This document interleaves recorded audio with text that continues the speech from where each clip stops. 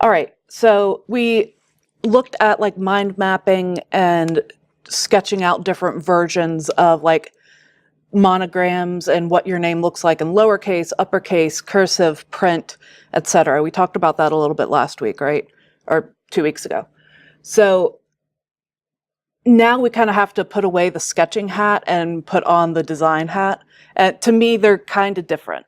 I don't know if that's something that other people experience or not, but when I'm sketching, I'm far more likely to be messy and not necessarily pay close attention to detail. I'm just getting ideas out. But once I get into Illustrator, that's when I start to really try to tighten things up. So Saul Bass says it best: symbolize and summarize. That is what a logo is supposed to be. So there are logos that are kind of complicated, but they tend not to be. The most successful logos tend to be really simple. That is the very first part of these things to keep in mind. So like having a really intricate pattern is typically not going to be a good step for a logo. That might be part of your branding overall. If you have a pattern that you use like on your business card, on your website, as part of your letterhead, whatever, that's acceptable, but not like as your main mark. So same thing for when you're thinking about typefaces to use. Something that's going to be a lot easier to read and kind of simple and upfront is going to serve you much better than like a really intricate calligraphy type of deal. So along those lines, shape before color before form. We've talked about the sequence of cognition before. So you want the general shape of your logo to be able to kind of stand on its own. You want to be able to recognize that. So the way I think about it is we recognize words a lot of times by their shape more than by looking at them letter by letter. So like if we look at the word keep here, we're not individually looking at the K-E-E-P. We're seeing the kind of weird shape that it makes with the K going above the mean and the P going below the baseline. So that creates a unique shape. So finding a unique shape for your logo is going to be helpful, even if it's not finding a unique shape that isn't detailed. It's a fine line to walk. From there, that's when you start thinking about color and when you start thinking about adding any more detail to that. So when I ask for your drafts, I'm going to ask for them in black and white only. Like once we have an approved, all right, we're going to go with this version of the logo, that's when you can start bringing in color and bringing in perhaps a little more intricacy. So think about application. A lot of times with the projects that we typically work on, the application is part of the design project itself, right? So like the flyers, we know what the application of a flyer is. We know it's going to be printed on 8.5 by 11 paper. People are going to be holding it and looking at it. A logo doesn't have an application like that. A logo needs to be able to work on your business card and work on a billboard. It needs to be able to be like embroidered on a hat and plastered on a movie screen. It needs to be able to work in different scenarios and engaging with different things. So your logo working with the type for your name, if your logo ends up being a monogram, working on your business card with the other information that you're going to be putting with it. It needs to be able to stand alone, and it needs to be able to work with other pieces of what your work is going to be. So I'm apparently known as the Photoshop hater among the teachers here. That is not entirely true, as we'll find out when we start working on mock-ups, but for logos, do not open Photoshop. Don't touch it at all. Your logos need to be vector. So that's kind of going back to the thing where they need to work on the business card and they need to work on a giant screen or a billboard.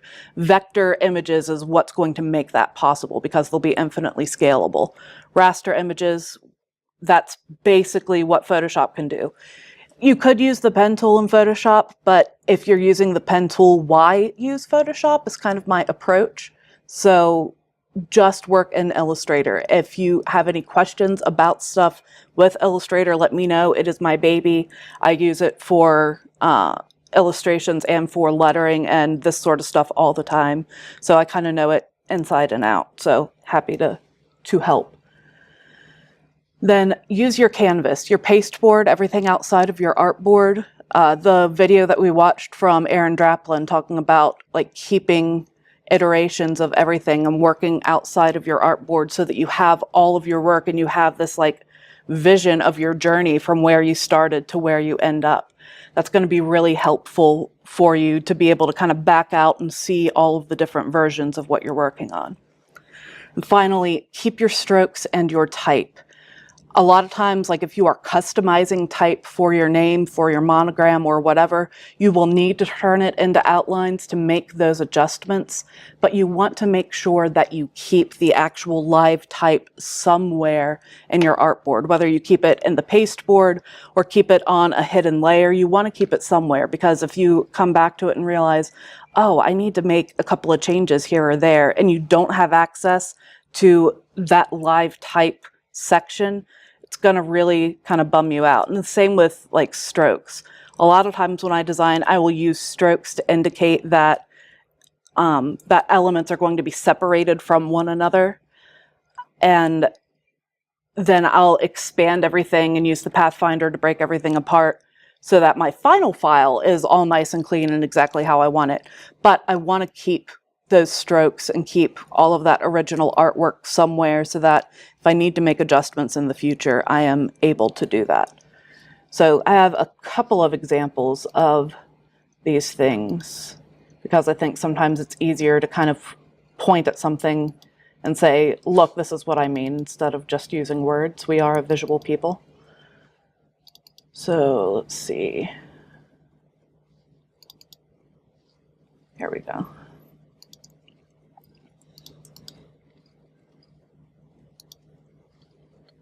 And I should actually find the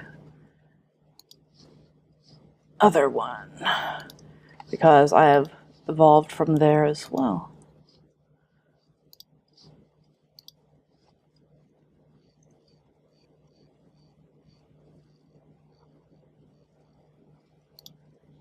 Oh, that's the wrong one.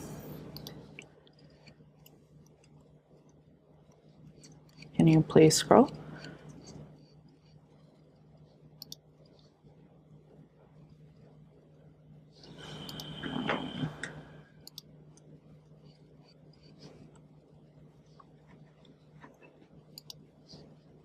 Download and open with Illustrator. All right, so we'll take a look at this design first. So let me zoom out here. So this started out as a sketch. Let me turn that sketch layer on so we can kind of see what's going on.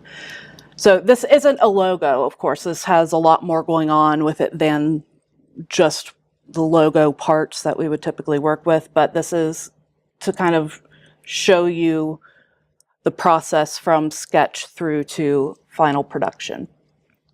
So zooming in, most of my work starts on paper. So I had kind of the rough outline of everything that I wanted for this design, and then I moved, of course, into Illustrator to start mapping things out. So I have strokes indicating a lot of these shapes here, right? So I didn't like actually draw the outline. I just wanted a quick representation of what it would be. I did similar things for like the heart container. If you take a look at the different parts of the hilt, I will use a stroke to kind of bulk something up instead of making it bigger or adjusting something. Excuse me, I try to work really fast. I want to make sure that I keep all of my elements easily editable instead of locking myself in early on. So going from there is when I start expanding everything out and start adding color and start kind of working on the complexity. But I forget what I ended up needing to do. I ended up needing to go back to this version to get the original pieces of the artwork to work with from there, instead of what I had expanded and had like Pathfinder taken out and everything. So could have been something like this, where I have this actual section of the word take, but I have a stroke around my sword covering that up. The final production file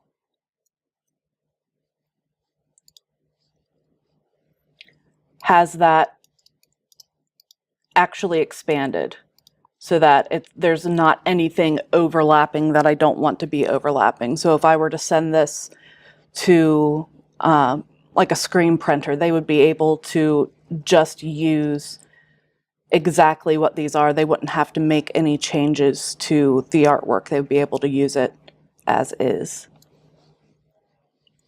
So a more recent example is this fun little design that I made. My family is from West Virginia, and I don't know if y'all are familiar with, like, this is the rough shape of the state of West Virginia. So a lot of people, when they're like, oh, you're from West Virginia, where are you from? That's what they do. They'll be like, oh, well, I'm from this section. So I thought, oh, this is a fun little thing to work on.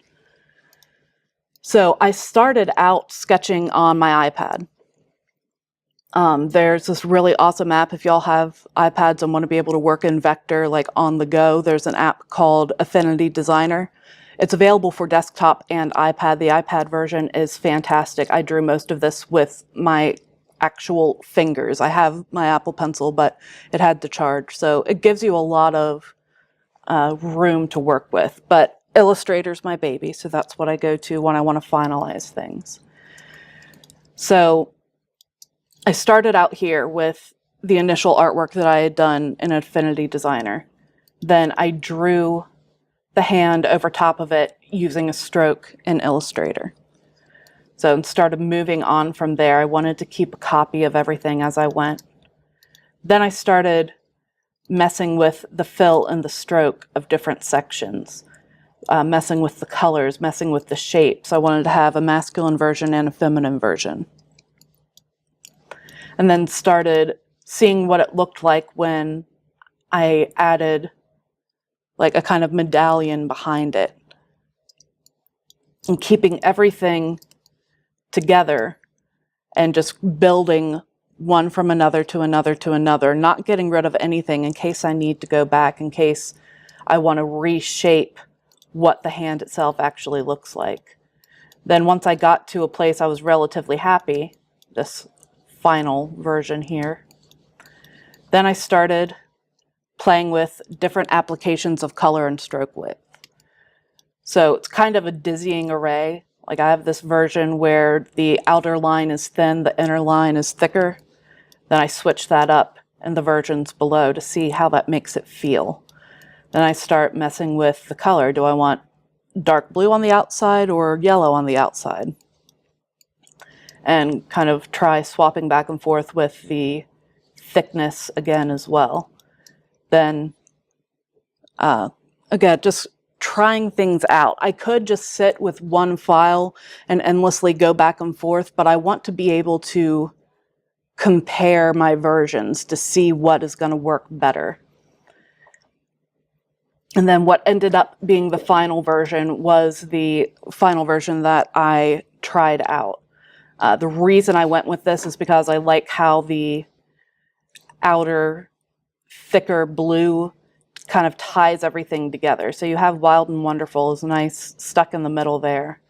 And the dark blue ties in with the hand, and it makes everything kind of feel integrated and together. These are the codes for West Virginia, right? Yeah, this is something that I did, just a fun little design. I have them as buttons and stickers, and will be heat pressing stacked vinyl on like t-shirts and tote bags and stuff like that. Okay. So, and that was another thing to keep in mind too. Like when you're designing for t-shirts and stuff, you want to keep it to as minimal colors as possible, because a lot of times you have to pay per ink, like per color that they have to use, whether they're cutting vinyl or screen printing. So the same way that you would want to keep a design like that simple, you want to be able to keep your logo simple. Okay. So just kind of a crash course in this is what I've done before. Look how it worked from start to finish. But now I'm going to take the sketches that I did the week before spring break and start building out from there so that you guys can do that as well with your own logos if you want. If you want to continue your sketches, continue playing around with different things, that's perfectly fine too. So I'm going to go ahead and create a new file.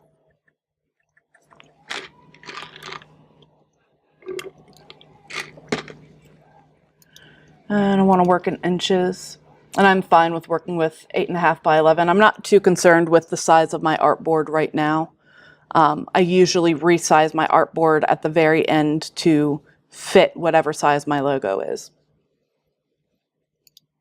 So, and I'll go ahead and name it. So I'm going to name it the way that we typically name our files. So this is GDT 246. This is going to be my logo first draft, and I am D Ward. Create. So now I'm going to go find my sketches from last class because I want to drop those into my Illustrator file. So here we go. And the cool thing that I have with this is these are both my sketches and my mind maps. So I'm going to highlight a couple of things here.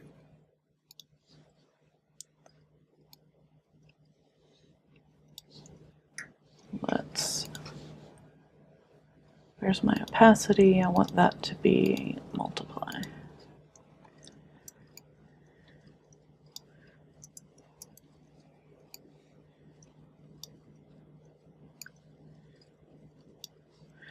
So just highlighted what my central points that I started from were. So I have geometric, calligrapher, and Swiss because those are things that I associate with my work and associate with what the direction that I want my work to go.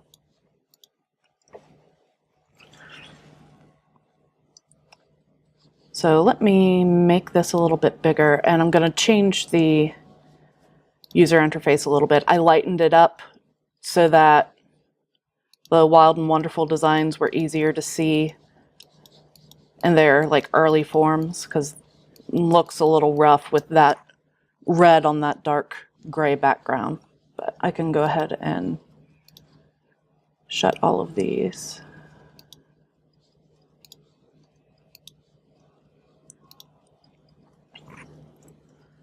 All right. So I could start by playing with the typeface, but one of the solutions that I was playing with were very geometric shaped, very geometric based. Before I do anything else, I'm going to go and delete all of my swatches because I don't want to think about color right now. I just want to work in black and white. So, and I'm not working in my artboard. I want to kind of be wild and free and working out in my pasteboard so I can play with different shapes. So let's just start kind of building some stuff out. And since my pasteboard is so dark, I'm going to use white, at least for now. So if I work with the stem of the D, that's just a rectangle. And then the bowl of the D would be a circle. So drawing that circle out, I'm going to make it the exact height of my rectangle. So I'm going to drag those over because I want to mess with the shape of the D just a little bit. So I'm going to go to Pathfinder, divide them apart, ungroup, and then delete the sections that I don't need.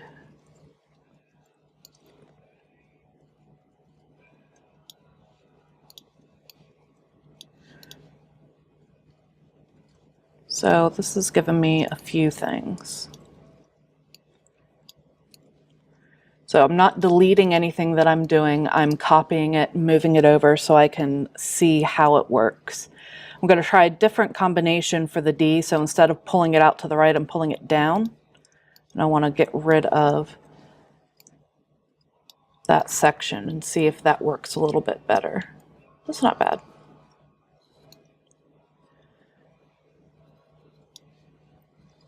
So, and W is pretty much 2 triangles, so that's easy to work with. I grabbed my polygon tool, and I had it up, I think, at like 5 sides, so I just used the down arrow to make it into 3 sides.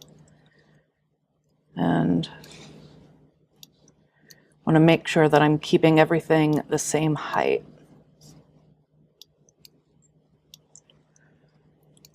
So that's kind of hefty. Yeah, I'm going to play with, pull that. That's not too bad. This is where I would start bringing in strokes to kind of say, all right, I'm knocking this out even though I'm not actually using Pathfinder. So the cool thing is if you use your eyedropper tool, it'll pull the pasteboard color. So I'm actually going to add that as a swatch. And then have it fill with white and have that as an outer stroke. So that way I can kind of see how that works. But let's change the stroke to like the same width as what's between there. So I think 7 is where it's at. Yeah, and that's a kind of cool thing. Let's see how it works with this D up here. Kind of pull it over. Oh, I didn't grab all of the D. To ensure that doesn't happen again, I'm gonna go ahead and do that. Pull that over and pull this up. And as I will say until the day that I die, keyboard shortcuts are absolute lifesavers. So I've memorized what the shortcuts are for pretty much everything I need as far as moving things around, copying, pasting, etc. Put the right triangle behind the left one. Yeah, I'm gonna, it'll be the next iteration here, or actually maybe I'll do that above. I'm gonna move all of this kind of up and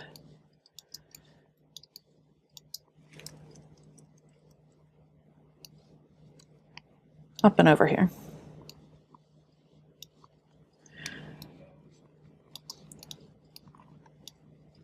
So pull that up there, send that to back, pull this down here, and send that to back.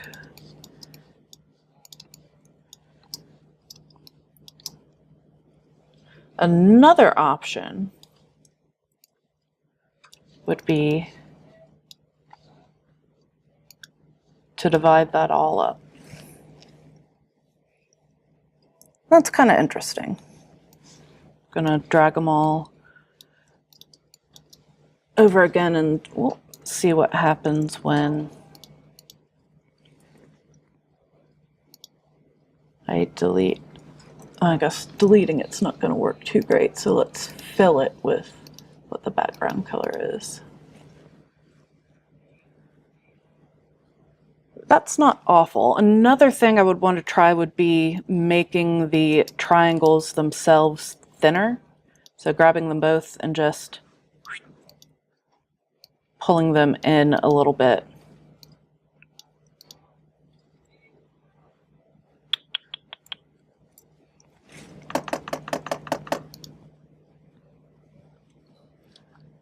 That's not too bad. So I'm gonna kill these. And I'm still just creating a billion versions because I want to see where I came from and see where I'm going.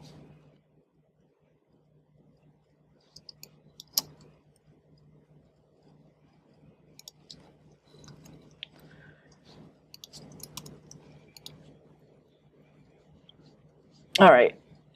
I'm feeling like there's kind of something nice going on here, so I'm going to pull that out and play with it a little more and zoom in.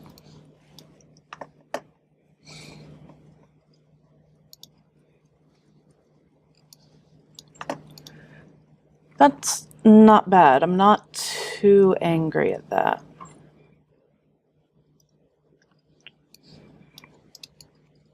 Let's pull it over and kind of work on it a little bit more. What happens if we have some overlap going on?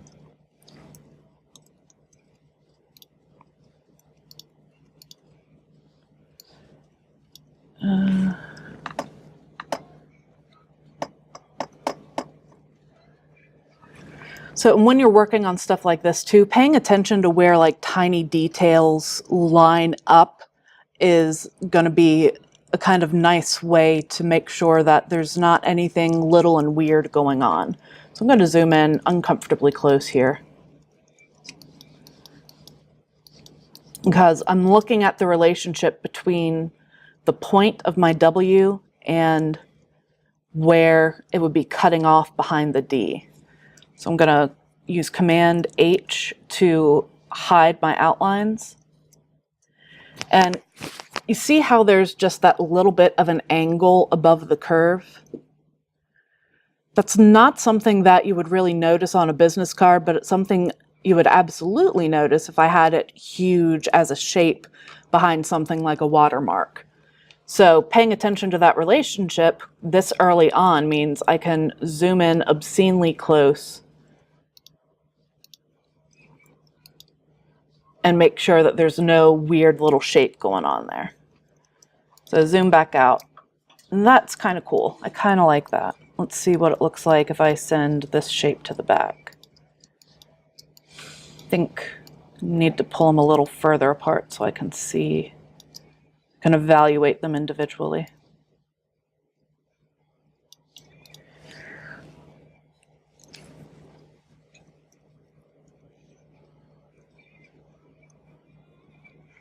I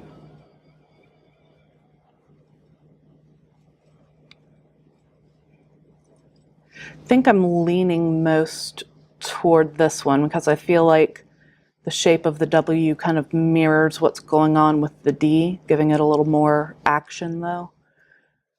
So this section is about the width of the spine of the D, but let's push that relationship a little further. No, actually I'm not. I don't think that worked as well as I wanted it to. That's not awful.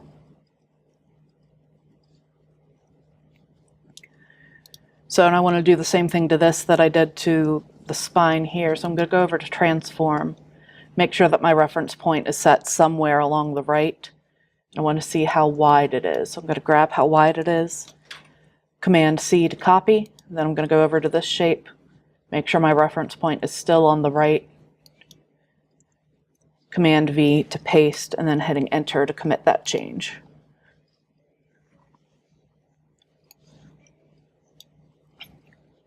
So I'm going to pull this down again and see what happens if I use the Pathfinder here.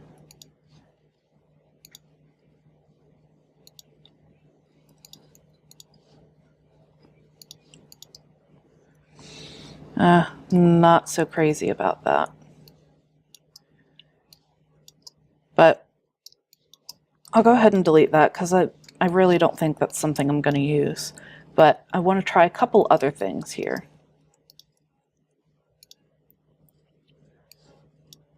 So I'm going to reverse that and let's see.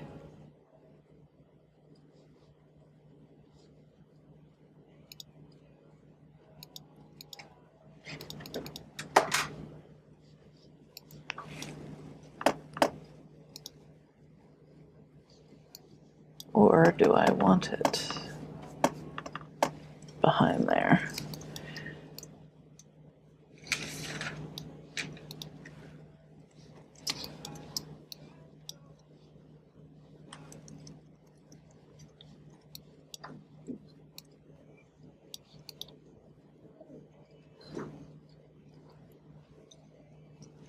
I think this approach would actually work better with When you put the this right one. triangle behind the left one, it won't look so like cluttered in the middle. Like that? Yeah, Let me I feel like it opens it up a little bit more. think I agree. Like typically I don't like it so much when they're solid, but when they're not solid, I think that works really well. So let's try with this. I'm gonna pull that over until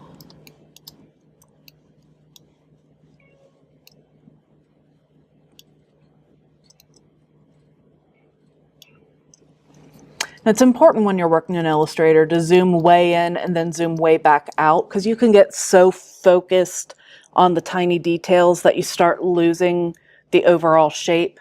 So just kind of getting in the habit of going back and forth can be really helpful. And I do want to pull that here. Yeah. So, and this is just one idea. Like I haven't started on any of the other sketch ideas that I had. I'm gonna unhide and kind of pull this in a little bit because I want to make the relationship kind of similar between the two. Maybe make that come out some. I don't hate it. Not hating it is typically a good start.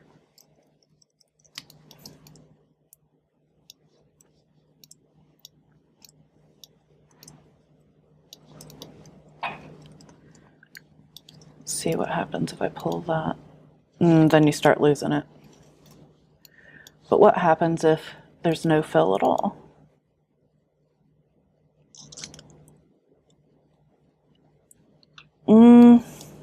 Not sold.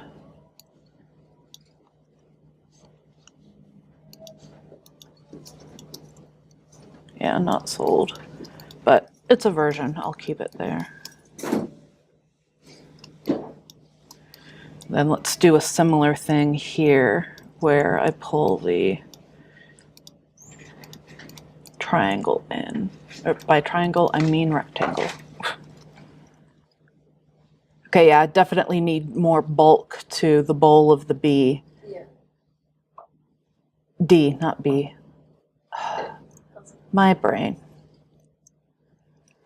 Okay, so of these, I'm going to zoom back out. The D kind of like go into W, like in the middle there. This one? One over to like That one. like the D kind of becomes that like fold to the belly to the W, or like the. Oh. Let's. Like make you revise it again, but like. No, but like that's good. That's a really big part of what this class is for. It's like, oh, let's push this. Like that point for the right triangle, kind of like even out to make it like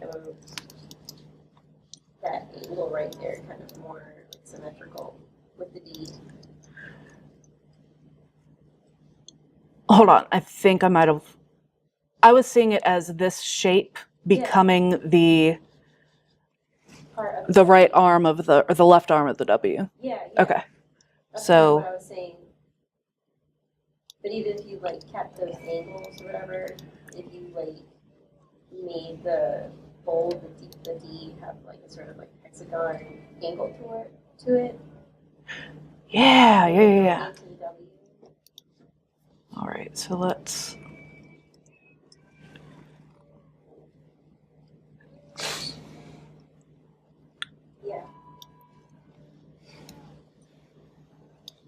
make it the same height. So I'm going to get rid of that section of the D then. Kind of pull that together until it's a similar angle. Let's pull this. Okay, that's the right angle. Well, you can put that part into the middle part of the W, like basically like the W and D kind of meets halfway.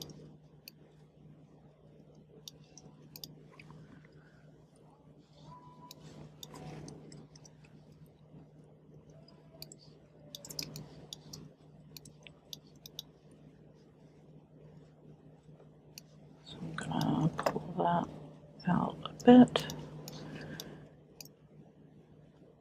So are you thinking kind of like that? Yeah.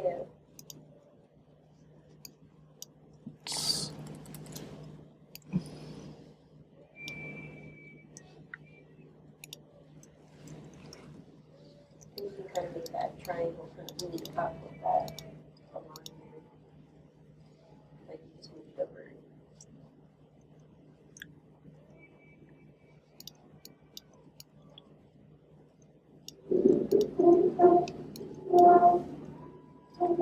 That is kind of cool.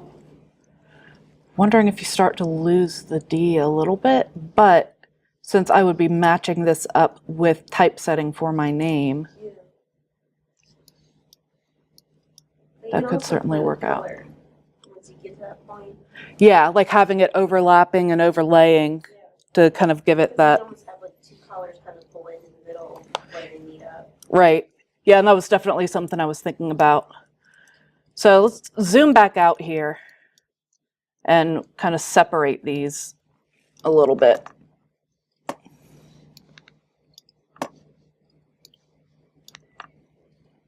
And all of this just took, what, the past 10 minutes of class?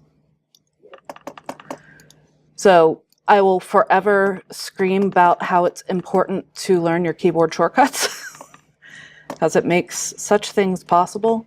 And this kind of helps keep you from working on the same idea, like the exact same iteration of the same idea. So that's part of why I prefer to sketch in pen rather than pencil, because it forces me to start again if I get to something I don't like. So that way you're constantly having to redraw it. You're constantly having to like kind of physically get to know what you're working with. Like you're having to really pay attention to those relationships. So I have a few cool things here. I do want to play with this a little bit more because I want to see what it might look like with different fills.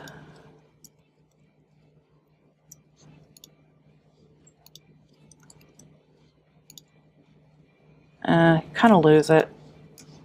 You don't lose it so much here.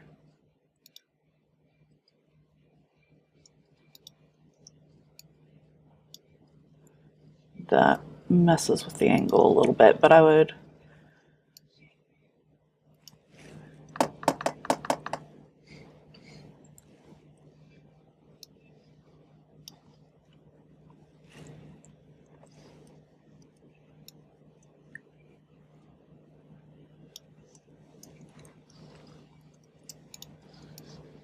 then pull that over and switch the two. That's kind of cool.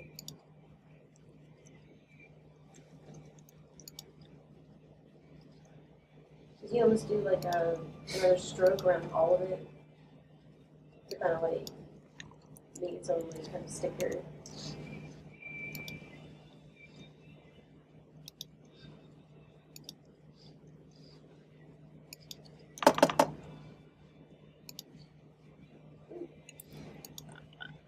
That's kind of cool.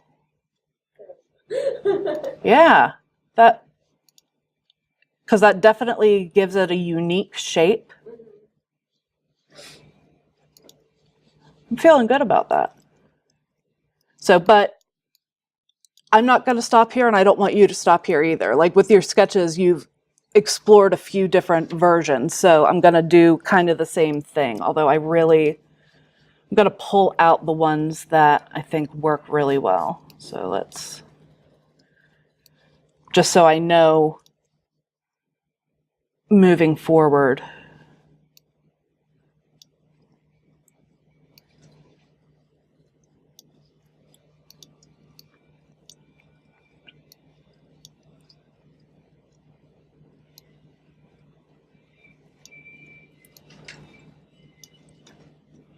Nope, that was supposed to be. Keyboard shortcuts going between programs can be very difficult.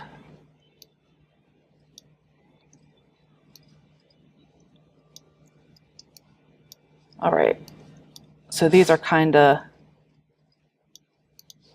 the ones that I'm really looking at. So I'm going to go back to my sketches now and see what other ideas might work out. So one of them is kind of calligraphic, debating whether I want to draw that out or not.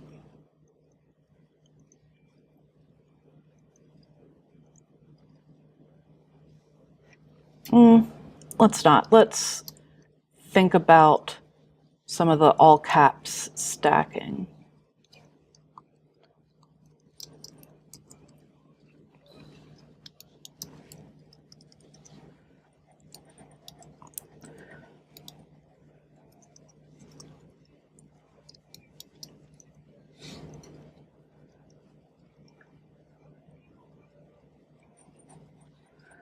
Well, there's an idea.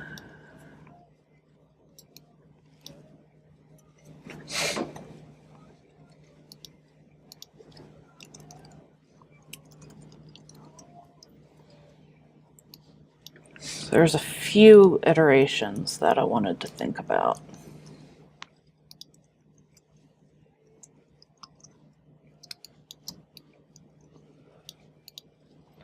So with this approach, I'd be doing more of a kind of Bauhaus approach. So let's try a grotesque.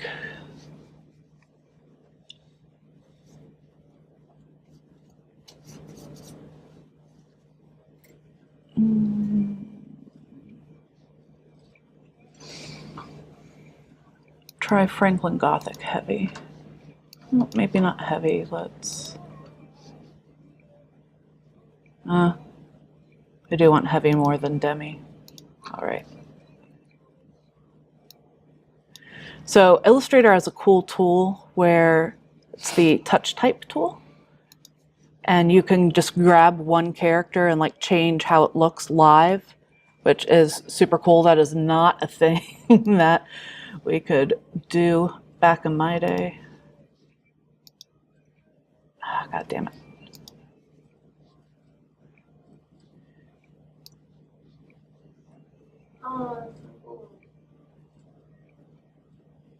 Will you do strictly 180, please? Can you hold shift and do it? Or no way? You know when you can like turn it? Yeah, yeah, I'm holding shift and it's not doing anything. That's frustrating. Man. Oh, that's cool.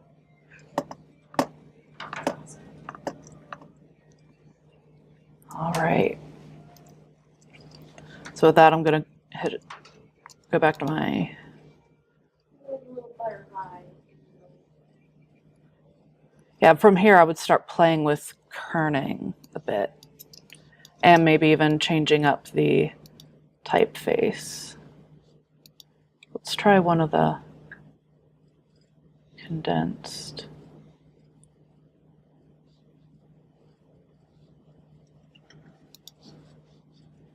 Is there a keyboard shortcut for touch tool? Shift T.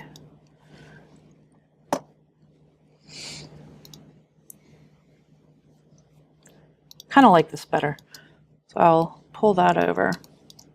And then I want to start kind of looking at the kerning. I'm going to grab all of it and make sure that I have it set to optical. Optical just kind of takes a look at the negative space and tries to move the letters around accordingly. So it can be kind of helpful, but then I want to mess with the kerning a bit myself.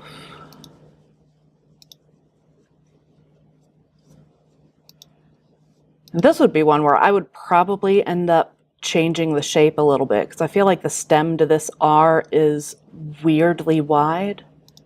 Not a big fan. And then my thought with this is to really stretch that. Maybe not quite that much. Shape the A and R and A and N together. Oh, I could see that. Yeah. Also consider like bringing the D together, kind of like a line art.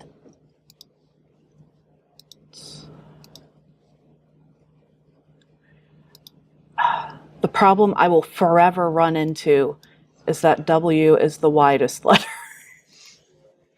And all of my first name is thin. It sounds like a company name.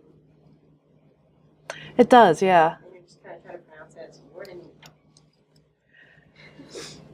that's cool. So another approach I could take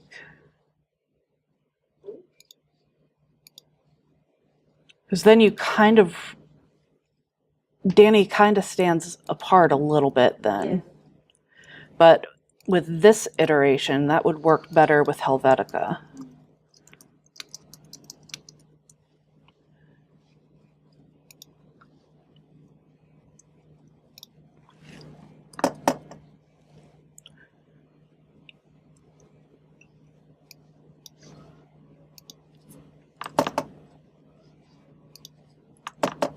To really up that contrast.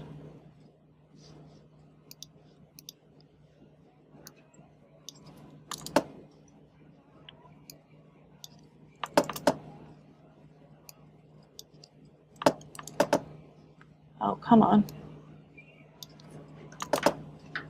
All right, let's just go for it.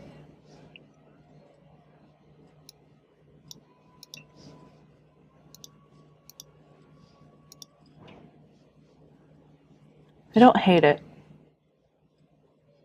It bothers me that the angles here aren't quite correct, and I always, always, always hate the leg of the R in Helvetica.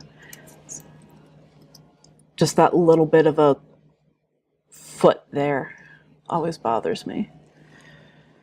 But this is something that, because of my specialty, this would give me a starting point where, okay, why don't I draw this the way that I want? I like this concept. I like that it's thin versus thick, but I'm getting annoyed by some of the letter interactions. So because hand lettering and type design is sort of my thing, that's probably where I would move from here. But while I'm still kind of conceptualizing, I'll play with this slightly more.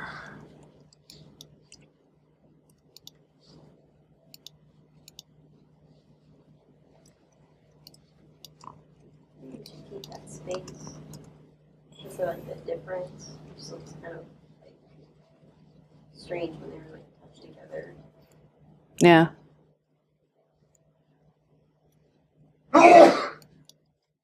Bless you. Thanks. I don't hate that.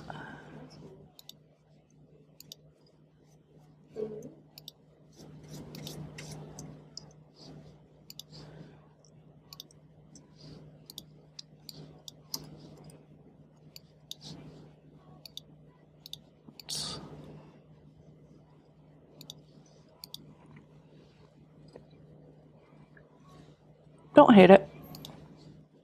Let's pull this in a little more.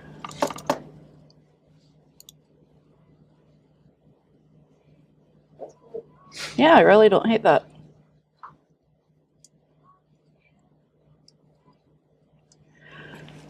Probably an adjustment I would make. Again, thinking about the little details when you work on stuff like this.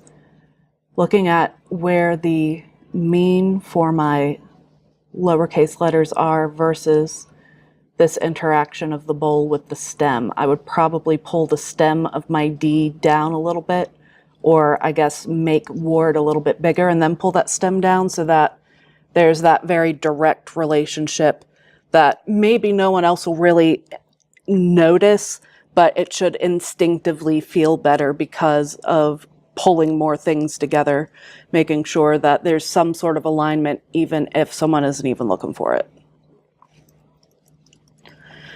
So this is pretty much what I'm looking for as far as when you start working on pulling your sketches into Illustrator and bringing them kind of to life. Because let's take a look at kind of where I've ended up. I'm going to grab, I think I really like this one more. So I'm going to grab that, copy, pull it over. Oh, and it is tiny. Let's make it not tiny. So that way it can at least compete with what I have over here.